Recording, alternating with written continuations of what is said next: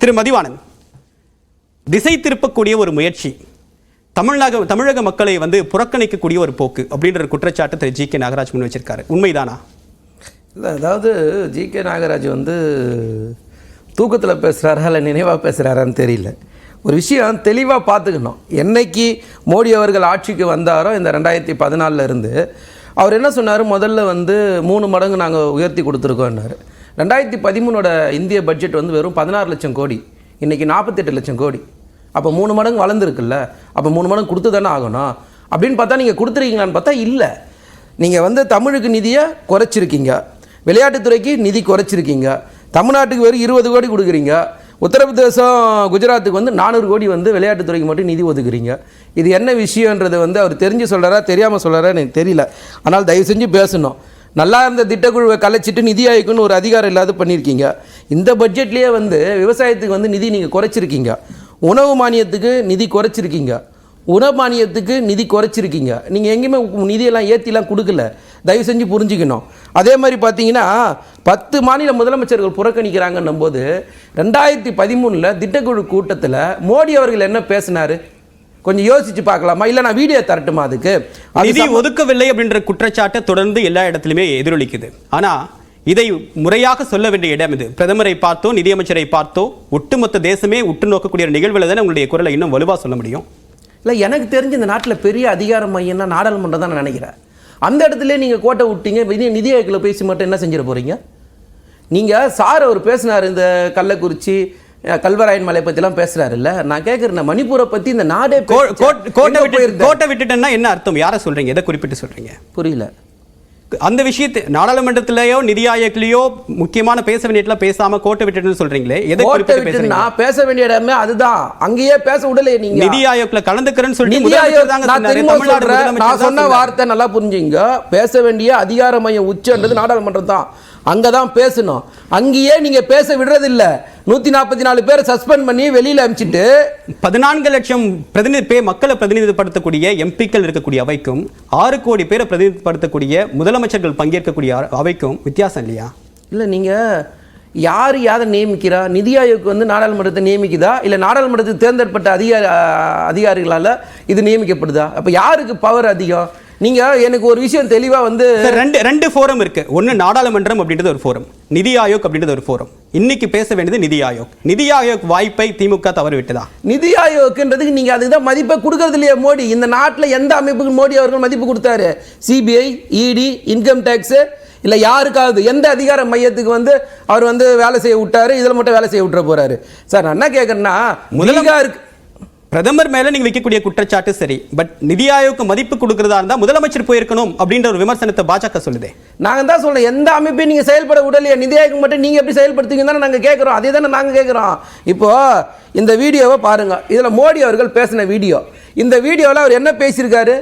அப்போ நீங்கள் என்ன செஞ்சுருக்கீங்க? நீங்கள் முதலமைச்சராக இருக்கும்போது ஒரு ஸ்டாண்டில் இருக்கீங்க, பிரதமராக மாறினோடனே நீங்களே ஸ்டாண்டை மாற்றிருக்கீங்க.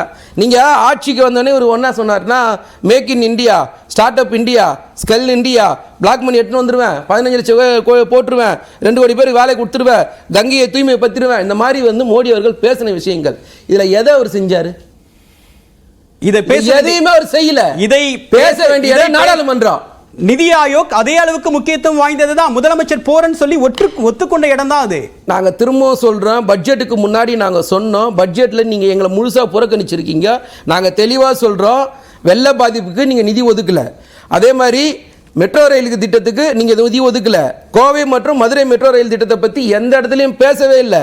தாம்பரம் செங்கல்பட்டு இடையான மேம்பால விரைவு சாலை திட்டத்தை பத்தி எங்கேயுமே பேசல. தமிழ் ரயில்வே திட்டத்தை பத்தி புதுசா எந்த அறிவிப்புமே இல்லை. கேட்டால் நீங்கள் என்ன சொல்கிறீங்க?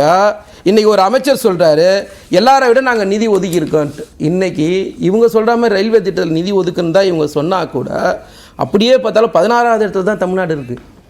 நீங்கள் ஒவ்வொரு மாநிலத்துக்கும் உங்களுடைய மாநிலத்துக்கும் நீங்கள் தேவைப்பட்ட நிதியெல்லாம் நீங்கள் ஒதுக்கிட்டு, மன்மோகன் சிங் அரசை விட தமிழ்நாட்டுக்கு அதிக அளவுக்கு நிதி ஒதுக்கிறது இந்த பாஜக அரசு தான் அப்படின்னு சொல்லிட்டு தமிழ்நாடு மாநில தலைவர், பாஜக மாநில தலைவர் அண்ணாமலை சொல்றாரு. அதுதான் நான் முதல்ல சொன்னேன். அன்னைக்கு 16 லட்சம் கோடி, இன்னைக்கு 48 லட்சம் கோடி. அப்ப எந்த வகையில புறக்கணிக்கப்பட்டிருக்குன்னு சொல்றீங்க? அப்ப எந்த வகையில புறக்கணிக்கப்பட்டிருக்கு? இத்தனை திட்டங்கள் சொல்லியிருக்கேன், இத்தனை திட்டத்துக்கு நீங்க நிதியை புறக்கணிச்சிருக்கீங்க, வெளிப்படையா சொல்லிட்டேன். இத்தனை இதுக்கு மேல என்ன திட்டம் சொல்லணும்? நீங்க விட்டீங்கன்னா நான் ஃபுல்லாவே சொல்லியிருப்பேன். நீங்க 11,500 கோடி பீகாருக்கு வந்து வெள்ள நிவாரண நிதி ஒதுக்குறீங்க.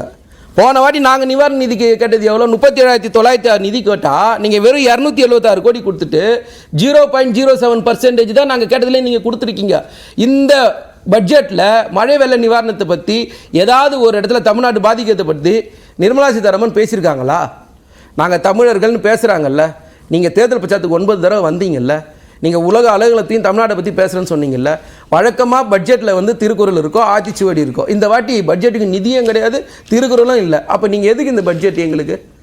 அப்போ நாங்கள் உங்களுக்கான மரியாதையை கொடுக்குறோம், உங்களுக்கான வாக்களிக்கிறோம், உங்களுக்கான எல்லாத்தையும் செய்கிறோம். இது பொதுவாக ஒரு மத்திய பட்ஜெட். கடந்த காலங்கள்லையும் சரி இப்பயும் சரி தமிழ்நாடுன்னு பேரை சொல்லி தான் அந்த பட்ஜெட்டை நிதி ஒதுக்கணும்னு அவசியம் இல்லை. அந்த திட்டத்திற்கு ஒரு ஸ்டாண்டிங் இன்ஸ்ட்ரக்ஷன் இருக்கு. திட்டத்தை தொடர்ந்து செயல்படுறதுக்கு நிதி ஒதுக்குறாங்க. பேரை சொல்லலை அப்படின்றத புறக்கணிப்புன்னு சொல்லிட முடியுமா? நாங்கள் என்ன சொல்கிறோம், அப்போ பட்ஜெட் செஷன் வேணாம், எல்லாருக்கும் PDF ஃபார்மேட் போட்டு எல்லா MLA MP நாட்டில் இருக்கிற எல்லா மக்களுக்கும் வந்து நீங்களே வீட்டுக்கு அனுப்பிச்சிருங்க, நாங்கள் வீட்டில் உட்காந்து பார்த்துறோம். எதுக்கு பட்ஜெட் வாசிப்புன்னு ஒரு ப்ரோக்ராம்? அண்ணாமலை ஒரு கேள்வி கேட்கிறாரு.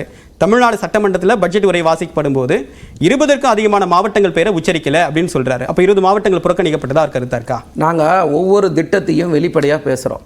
இப்போ உதாரணத்துக்கு நம்ம ஒரு திட்டத்தை பேசுவோம். பிரதமர் வீடு கட்டு திட்டத்தை பற்றி அவங்க வந்து பட்ஜெட்டில் பேசுகிறாங்க. 1 கோடி பேருக்கு வந்து வீடு கட்டி தருவோம்னு சொல்கிறாங்க. பிரதமர் வீடு கட்டும் திட்டத்தில் மாநில அரசோட பங்கு எவ்வளோ, ஒன்றிய அரசோட பங்கு எவ்வளோ? ஒரு உதாரணத்துக்கு ஒரு திட்டத்தை நான் சொல்கிறேன். வெறும் 72,000 ரூபாய் நீங்கள் கொடுக்கறது, 1,68,000 ரூபாய் ஊரக பகுதியில் நாங்கள் கொடுக்கறது, நகர்ப்புறத்தில் நீங்கள் கொடுக்கறது, ஒன்றிய அரசு கொடுக்கறது 1,50,000 லட்சம் ரூபாய், நாங்கள் கொடுக்கறது 7,5 லட்சம் ரூபாய். இப்போ இந்த திட்டத்துக்கு பேர் பிரதமர் வீடு கட்டு திட்டம்னு அவர் சொல்கிறார். இது எப்படி இப்போ யார் அதிகமாக கொடுக்குறாங்களோ அவங்க பேர் தானே வரணும்? இது எப்படி இவங்க பேர் வருது?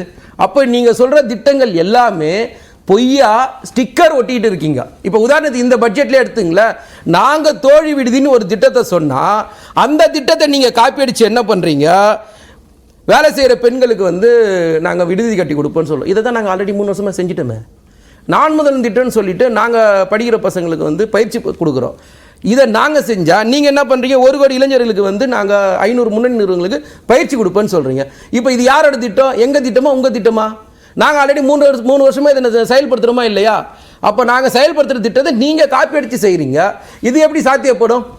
சரி, இது முதற்கட்ட கருத்தாக இருக்கிறேன். திரு அல்புகாரி, இந்த புறக்கணிப்பு, இப்போ திட்டங்கள் அதுக்கு சரியாக நிதி ஒதுக்கலை அப்படின்ற ஒரு குற்றச்சாட்டு பரவலாக முன்வைக்கப்படுது. இது எல்லாமே ஒரு அரசியல் குற்றச்சாட்டு அப்படின்ற பேச்சு முன்வைக்கப்படுது. உங்களுடைய பார்வை என்ன சார்? இந்த நிதியை பெற்று தருமா அப்படின்னு ஒரு தலைப்பும் இருக்கிறது.